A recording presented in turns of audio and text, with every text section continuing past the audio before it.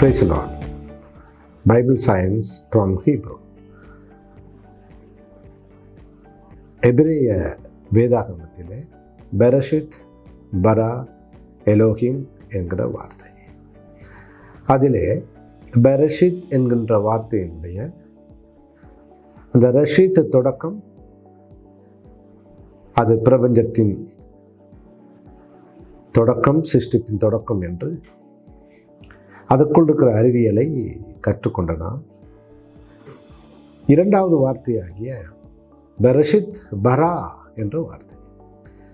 இந்த பரா என்ற வார்த்தை பெத், ரேஷ், ஹாலெவ், இந்த மூவெழுத்து வேர் சொல்லானது, வினை சொல்லானது மிக அற்புதமான முறையில் பரிசுத்த வேதாகமாகிய எபிரேய மூல வேதத்தில் பயன்படுத்தப்பட்டிருக்கிறது.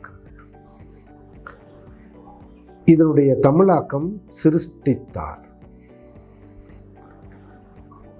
ஆங்கிலத்தில் கிரியேட்டட், படைத்தார். இந்த பரா என்ற வார்த்தை பரிசுத்த வேதாகமத்தில் சுமார்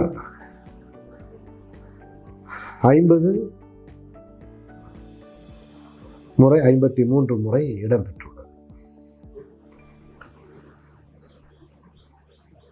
இந்த வார்த்தை முழுக்க முழுக்க நீங்கள் நல்லா கவனிங்க, கடவுள் மட்டுமே பயன்படுத்தக்கூடிய வார்த்தை, சர்வ வல்ல தேவன் மட்டுமே பயன்படுத்தக்கூடிய வார்த்தை.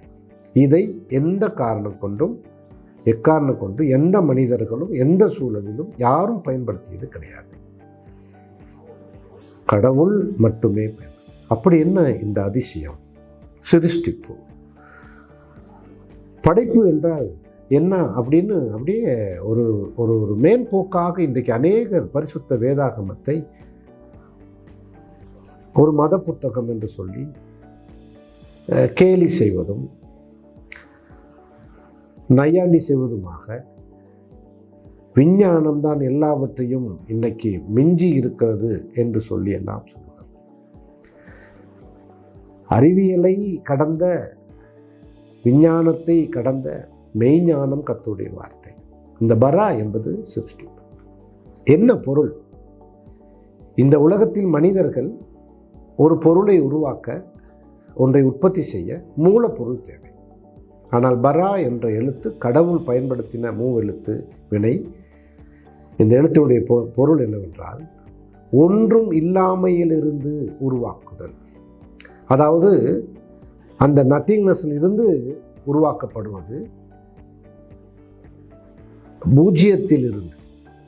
இந்த பிரபஞ்சம் ஒன்றுமே இல்லாமல் இருந்த இடத்தில் வார்த்தையாகிய ஆண்டவர் சர்வ வல்லவர் தமது வார்த்தையினாலே சிருஷ்டித்தார் என்பது பொருள். இந்த பரா என்கின்ற வார்த்தை 3 இடங்களில் ஆண்டவரை பயன்படுத்துகிறார். முதலாவது பிரபஞ்ச சிருஷ்டிப்பு, இரண்டாவது உயிர்களின் சிருஷ்டிப்பு, மூன்றாவது மனித சிருஷ்டிப்பு. மனித சிருஷ்டிப்பிலே பரா என்ற வார்த்தை வருகிறது. உயிர்களின் சிருஷ்டிப்பிலே பரா என்ற வார்த்தை வருகிறது. பிரபஞ்ச சிருஷ்டிப்பிலே பரா என்ற வார்த்தை வருகிறது. அப்படி என்றால் இவை மூன்றுமே இப்பிரபஞ்சம் உட்பட எவையுமே இல்லாததிலிருந்து வந்தது, கடவுளே உருவாக்கினார். இது எந்த ஒரு பொருளிலிருந்தும் எந்த ஒரு தொடக்கத்திலிருந்தும் பரிணாமம் அடைந்ததாக இல்லை. அப்படி பரிணாமம் அடைய முடியாது. ஆகையினாலே இந்த பரா என்பதனுடைய மகத்துவத்தை இன்னும் கொஞ்சம் விளக்கினான். இந்த பராவோடு சேர்ந்து சிருஷ்டிப்பு, இன்னும் 2 வார்த்தைகள் வருகிறது. ஆச்சரியப்படுவீர்கள்.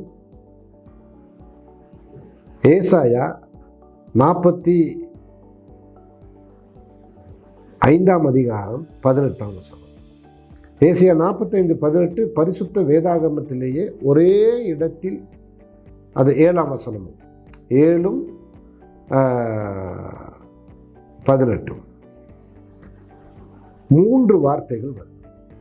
அஷா மற்றும் யாட்சர். அசா என்பது உருவாக்குதல்.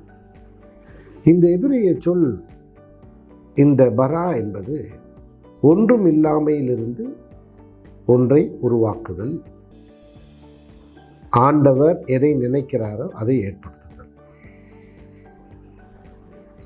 எக்ஸ் நிஹிலோ என்னும் வார்த்தை ஒரு லத்தீன் வார்த்தை. இந்த லத்தீன் வார்த்தையினுடைய தத்துவம் என்னவென்றால் ஒன்றும் இல்லாமையிலிருந்து உருவாக்குதல், பூஜ்ஜியத்திலிருந்து உருவாக்குதல். இதுவே சர்வ வல்லமை உள்ள கடவுளுடைய வல்லமையிலிருந்து புறப்பட்டது. வார்த்தையிலிருந்து அணுக்கள் புறப்பட்டது. வார்த்தையிலிருந்து ஆற்றல் புறப்பட்டது. வார்த்தையாகிய ஆண்டவரிடத்தில் இருந்து இந்த உயிர் புறப்பட்டது.